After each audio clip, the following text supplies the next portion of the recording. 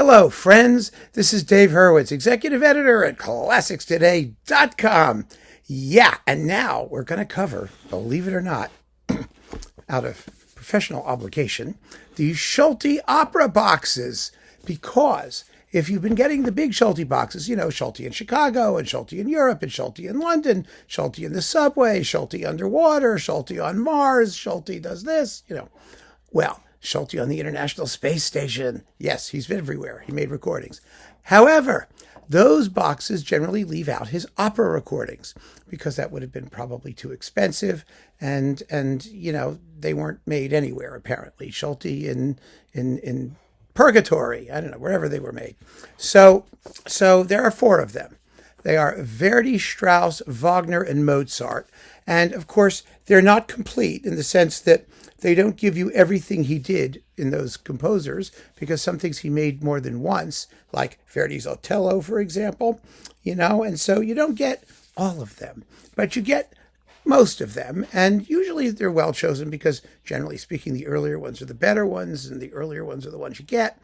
So here we have Solti does Verdi. And this has 1, 2, 3, 4, 5, 6, 7 operas and a bonus CD of opera choruses with the Chicago Symphony Orchestra and Chorus. And it has, 16 CDs. And let's see what we have, shall we? Oh, okay. Oh, all right. Yeah, right. Whatever. We have Aida, which he did once, I believe, only once. Maybe he did another one. I don't know. This is the one to have, with Leontine Price, John Vickers, Rita Gore, Robert Merrill, with the orchestra and chorus del Teatro dell'Opera di Roma. Yeah, the Rome Opera Chorus and Orchestra, which actually sounds really authentically raw and Italian and plays really well. And it really fits Solti's approach because Solti, as we know, was an excellent opera conductor. He was exciting. He was dramatic. He was kind of rough and ready, but where the opera wanted to be. It was really his natural medium. Like Karajan, actually, much better than as a symphonic conductor, I think. And so these opera recordings are wonderful. This is Leontine Price's first Aida, and it is amazing. Everyone's in great voice, and John Vickers as Radames, a real heroic tenor, and Rita Gore as Amneris. Let's not forget her. She's that wonderful Delilah on the Prêtre, Samson et Dalila, which is just wonderful. She was a very, very good and underrated singer. So everybody's in good shape. Robert Merrill is Amonasro. It's a great cast. What's not to love? Next, Ballo in Maschera. Now, Solti did this one twice, actually. And this is the first one, and it's the better of the two. You've got Birgit Nielsen, as Amelia. Lenore, what's her name? Yeah, Amelia. Carlo Bergonzi and Cornel McNeil and Giulietta Simeonato and Sylvia Stallman with the orchestra and coro dell'Accademia di Santa Cecilia, Roma. And this is great because you've got Birgit Nielsen in the one Italian role that really suited her. She also did Aida and a few other things. And The Girl of the Golden West. Yeah, that was weird, wasn't it? But the fact of the matter is that Amelia is a dramatic soprano role. It's not a typical Verdi, sort of lyric pining dame sort of role. I mean, it's a heroic role in its way, and it's written for a voice of that caliber. And so Nielsen is at home in it, more or less, and everybody else sings really well, and it's a very exciting performance. I mean, it really is. I always loved this one, and it always pissed me off when the new Digi one came out, and if that was him, I'm pretty sure it was. Who was it with? It was with Margaret Price? I don't know. It drives me crazy not remembering all these things off the tippy top of my head, and when I wing it, as you always point out, I always get it wrong. So let's just check. Is Pavarotti in the other one? Ballo, Maschera, Solti. Here we have it. Up there it is, with Pavarotti and Margaret Price. Oh, wow, I got it right. And Renato Brusson. Okay, it wasn't bad, but Margaret Price is no Birgit Nielsen. Let's not kid ourselves. And Pavarotti is Pavarotti, as always. And those are in the Pavarotti box. All of these things are the big Pavarotti box. So you can get some of the other stuff elsewhere. So the Ballo is wonderful in a classic version. It was unavailable forever. It's driving me nuts. Then we have the famous Don Carlo with Nikolai Gyarov, Carlo Bergonzi, Grace Bumbry, Renata Tebaldi, Fischer Dieskau. It came out at the same time as the Giolini. And so there was sort of a contest between the two of them. And I kind of preferred the Giulini. I think it was better recorded. I just think it sounded better. And it was, it had more poetry in its soul, if you want to say something, a complete bullshit line. But yeah, I just liked it better. I liked the conducting better. This one is with Covent Garden. I mean, it's still very good. And if you like those singers, goodness gracious, go for it. Then Falstaff with Geraint Evans, Robert Merrill, Alfredo Kraus, Mirella Freni, Giulietta Simeonato, what's her name, Ligabue, and Rosalind Elias, with the RCA Italiana Opera Chorus and Orchestra. Now, this one I remember.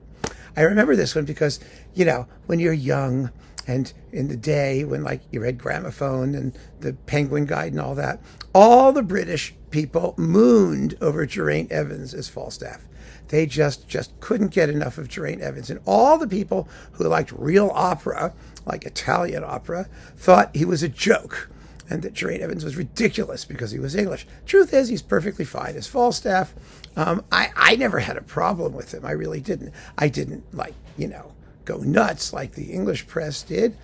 But it was funny to see the two parties kind of take very different approaches. And I wonder if either approach had anything to do with the actual singing. I don't think so, but that's me. Then we've got Otello. Yeah, this one is with Margaret Price and Fiorenzo Cozzuta and Gabriele Bacchiere with the Wiener Philharmoniker. He remade Otello, and he redid it with Pavarotti, and it sucked. It really did. And this was the better of his two, but it still wasn't one that anyone got really, excited about. And I kind of wonder why. It's an exciting Otello. It's well recorded. It was a John Culshaw production, if I'm not mistaken. I think it was Bacchiere as Otello. But here, let me look at the bookie here and make sure I have the whole cast right, because you never know. Otello. Here we go. Gabriele Bacchiere's Iago. Otello's Carlo Cozzuta. That was the problem. It was Otello. See, that's what's so funny about this. It doesn't even mention him on the back here. No, it does. Price. Yeah, Carlo Cozzuta. I keep the Fiorenzo Cassato. I get them all confused.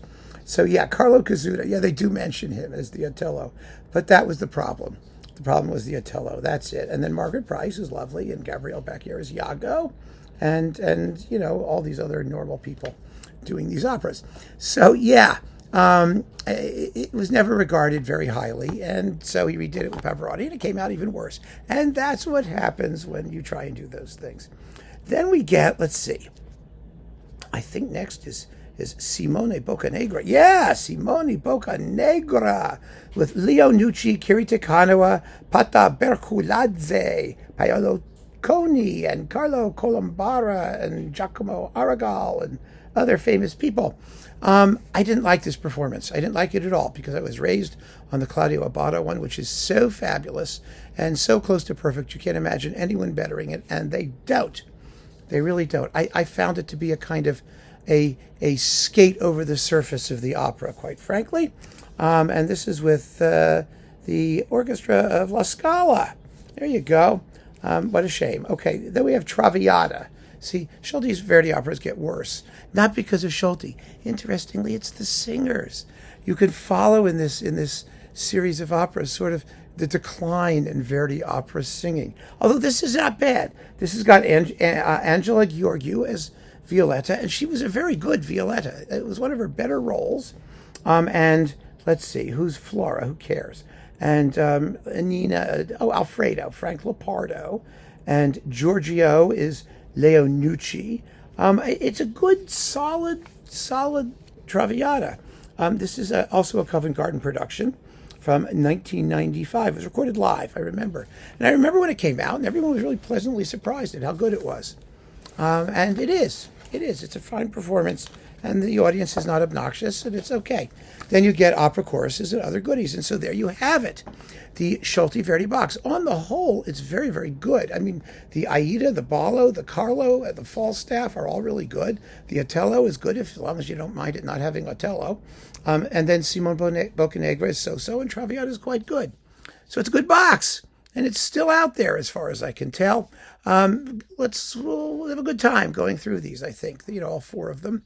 There's some really good stuff in there, and I think it shows Solti quite often at his best. So keep on listening, friends. Thanks for joining me. Take care.